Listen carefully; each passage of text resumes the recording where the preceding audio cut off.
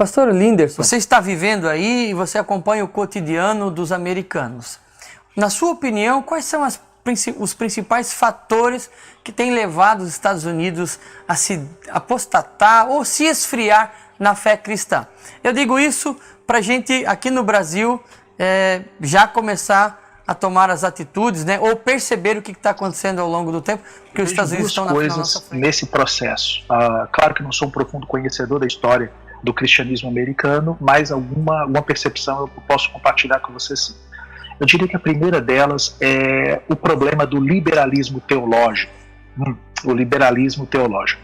Nós temos aqui, os Estados Unidos sempre foram uma terra de grandes e importantíssimas escolas teológicas, grandes centros de formadores de homens de Deus. Então, o primeiro grande problema que hoje, na minha percepção, é que nas últimas décadas, isso foi um movimento que começou no começo do século XX, as primeiras décadas do século XX, tentaram oferecer algum tipo de resistência, mas não foi, ainda precisa de muita resistência. É o liberalismo teológico que chegou dentro das escolas de formação de obreiros e, consequentemente, até os púlpitos. Então, o primeiro problema é isso. Só para você ter uma ideia, pastor Rosanildo, eu estou aqui bem pertinho também da mais importante universidade do mundo, aquela que é considerada a melhor universidade do mundo, que é a Universidade de Harvard, né?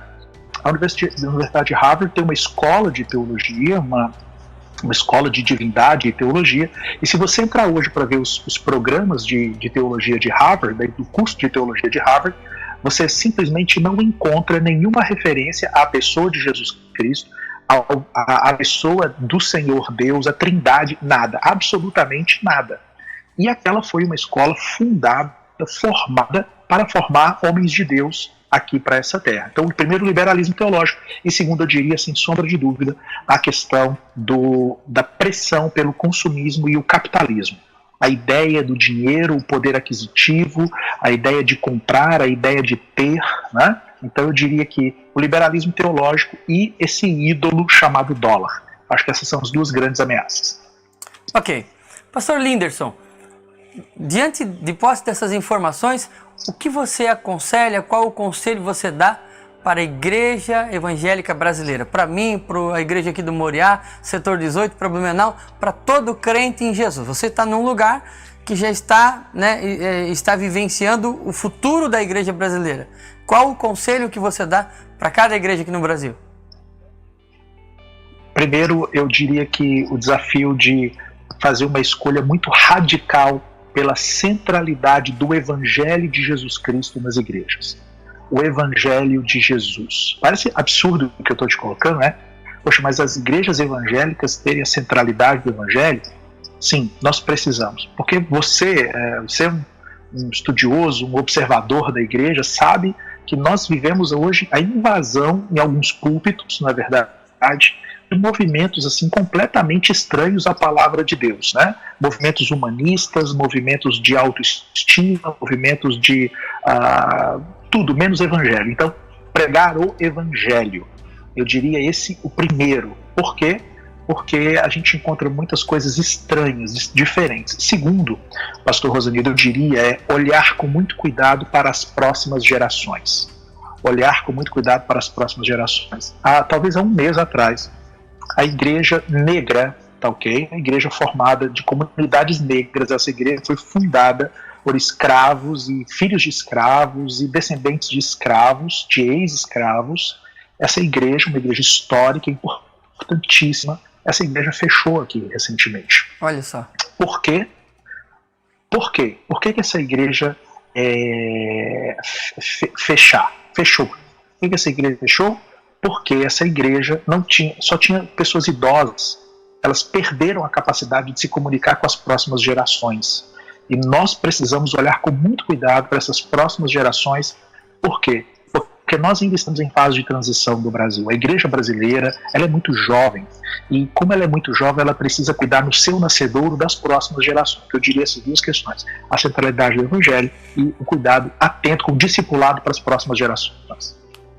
Tá certo, pastor Linderson. Ainda dentro dessa questão de religião, olhando para a nossa realidade hoje, nós temos aí cultos evangélicos, nós temos cultos que são verdadeiros balcões de negócio. essa teologia da prosperidade, num primeiro momento ela pode ser cativante, mas ela não tem sustentabilidade. Isso pode ser provado aí nos Estados Unidos? Absolutamente, absolutamente. A grande questão é que a gente percebe hoje que muitos movimentos que flertaram com essa teologia da prosperidade e aderiram a movimentos, né, a ondas que vieram no passado, o que aconteceu foi que duas formas. Aqueles igrejas que aderiram a essas ondas, abraçaram essas ondas, e quando essas ondas passaram, elas não conseguiram inventar mais nada, e elas acabaram. Agora outras que abraçaram essas ondas tiveram que continuar inventando novas ondas. Por quê? Porque é vento, porque não se sustenta, porque não se apoia, são doutrinas passageiras. Não é à toa que o apóstolo chama de ventos de doutrinas. Então a verdade é que o que nós encontramos muitas vezes aqui nos Estados Unidos são denominações que fazem uma sequência de movimentos. Por exemplo, o neopentecostalismo aí no Brasil. Você vê que as igrejas neopentecostais, elas estão constantemente falando a grande cruzada de Jericó, a grande campanha dos montes de Israel, a grande fogueira, etc, etc. Por quê? Porque quando você se fundamenta em movimento, em moda, se tirarem a moda de você, não fica nada, ok? Sim. Nós estamos vendo isso no Brasil, a cada semana uma campanha nova, a cada semana um marketing novo. O pastor Hernandes sempre fala sobre isso e eu acompanho ele. Ele diz que isso é igual chicletes. Vai mastigando, mas daqui a pouco acaba o açúcar, tem que trocar os chicletes novamente. Pastor Linderson, uma última pergunta e depois você terá todo o tempo para ministrar uma palavra aos nossos corações e também orar por cada um dos nossos ouvintes. A Igreja de Brasileiros nos Estados Unidos, ela é uma igreja avivada, é uma igreja tão participante e ativa como aqui no Brasil, ou aí já é um pouco diferente também por conta das circunstâncias? Na maior parte das vezes, a igreja de brasileiros aqui nos Estados Unidos é formada por gente muito apaixonada por Jesus, assim como é formada também a igreja. A grande questão é que a igreja de brasileiros aqui nos Estados Unidos, assim como as igrejas, todas as igrejas étnicas, por exemplo, nós temos aqui perto igrejas de cabo-verdianos, igrejas de coreanos, chineses, nós temos vários tipos de igrejas, várias nacionalidades que se reúnem em comunidades aqui pertinho de nós, tá? A grande questão é que tem algumas questões muito específicas, tá, pastor Rosanildo? O imigrante, ele chega aqui nos Estados Unidos, normalmente ele chega carregando muitas marcas, ele está fugindo de uma vida muito dolorida aí no Brasil. Quando ele chega aqui com essas marcas, então é um trabalho muito diferente dentro da igreja de olhar para essas pessoas a partir dessas marcas. Então ele vem de um contexto muito difícil, ele vem para trabalhar, ok, pastor Rosanildo? Aqui é muito comum nós identificarmos esse movimento. A pessoa está aí no Brasil, ele é um presbítero, é um dirigente de congregação, é uma bênção na igreja, e ele vem aqui para os Estados Unidos atrás do sonho americano. Aquele famoso sonho de trabalhar, de juntar dinheiro para guardar, para mandar para o Brasil, para um dia voltar bem de vida para o Brasil.